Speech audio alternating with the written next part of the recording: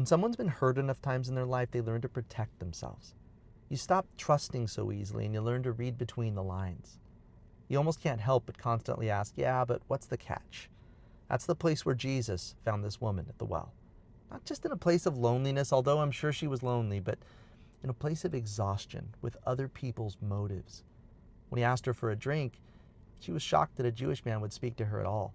But then he said, if you knew the gift of God and the one who's saying to you, give me a drink, you would have asked him, and he would have given you living water. Yeah, she wasn't buying it. You can almost hear the edge in her voice as she says, sir, you have nothing to draw water with, and this well is deep. Where are you going to get this living water from? Are you greater than our father Jacob? He gave us this well and drank from it himself, as did his sons and his livestock. See, she's not so much asking a question as she is pushing back, because she's heard far too many promises from far too many people in her life that didn't come true. And to be fair, she's had a hard life. She's had 5 different husbands, and the man she's living with now won't even bother to call her his wife. She has to come to this well alone every single day under the beating sun because she's tired of the whispers and of the sideways glances and of the judgment.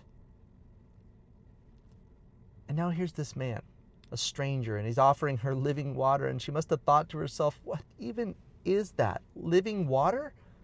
Just another promise that's not going to come true. But notice that Jesus doesn't argue with her. He doesn't match her defensiveness. He just gently lifts her eyes higher and higher. And so he says, whoever drinks of this water will thirst again. But whoever drinks of the water that I will give him will never be thirsty again.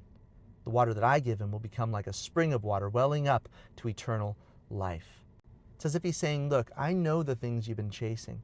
I know the thirsts that have been driving you. In fact, I know every scar and every disappointment, but I've come to give you something that will finally satisfy your soul. And in this moment, you can almost feel the walls begin to crack in her. See, far too many of us live behind the same wall because we've been let down. We've been overlooked. We've been hurt. We've been broken. And so we've started to think there's no such thing as real love in this world. Everybody's got their own agenda. But then Jesus comes along and he's not selling anything. He's simply offering himself. And the life that he offers to us is not an easier one. It's just a new one. One where his spirit becomes like a spring of water in us, healing what's broken, softening the places that have become hardened, and filling the places that have been empty for far too long. And so, for the first time in a long time, this woman allows herself to begin to hope. And she says, sir, give me this water.